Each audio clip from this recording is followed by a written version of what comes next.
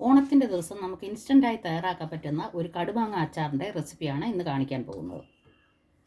ഞാനിവിടെ ഈ വലിപ്പത്തിലുള്ള 2 മാങ്ങയാണ് എടുത്തിരിക്കുന്നത്. നമ്മൾ ആ മാങ്ങ ഈ കടുക് മാങ്ങ ഇടുന്നതിനായി ഈ ഷേപ്പിലാണ് അരിഞ്ഞു വെച്ചിരിക്കുന്നത്. അതിലേക്ക് നമ്മൾ 2 ടീസ്പൂൺ ഉപ്പ് ചേർത്ത് കൊടുക്കുകയാണ്. ഉപ്പ് ചേർത്ത് നല്ലവണ്ണം ഇളക്കി ഒരു അരമണിക്കൂർ നമ്മൾ റെസ്റ്റ് ചെയ്യാനായിട്ട് വയ്ക്കണം. ഉപ്പ് എല്ലായിടവും പിടിക്കത്തക്ക രീതിയിൽ ഇളക്കി വയ്ക്കുക.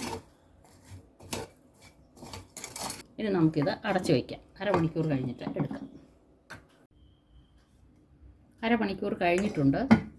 നമുക്കിത് നോക്കാം.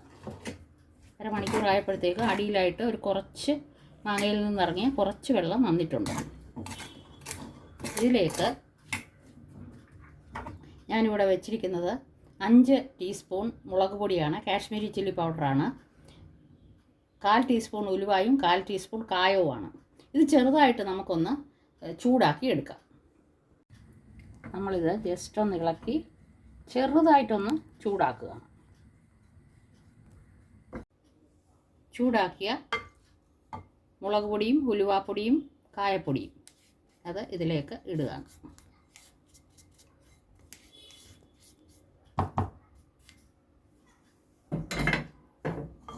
എന്നിട്ട് നമ്മളിത് നല്ലവണ്ണം ഇളക്കി ചേർത്ത് കൊടുക്കും.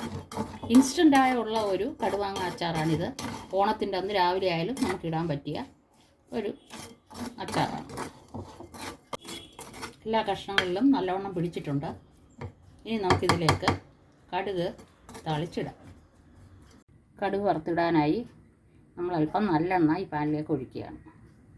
എണ്ണ ചൂടായിട്ടുണ്ട്. അതിലേക്ക് നമുക്ക് അല്പം കടുക് ഇട്ട് കൊടുക്കാം.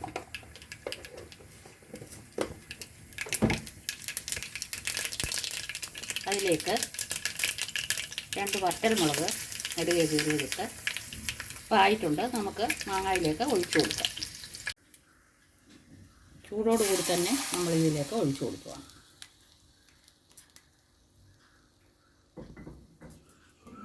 എന്നിട്ടൊന്ന് ഇളക്കി അടച്ചു വെച്ചാൽ മതി. നമ്മുടെ കടുമാങ്ങ അച്ചാർ ഇൻസ്റ്റൻ്റ് ആയിട്ടുള്ളത് റെഡി ആയിരിക്കുകയാണ്.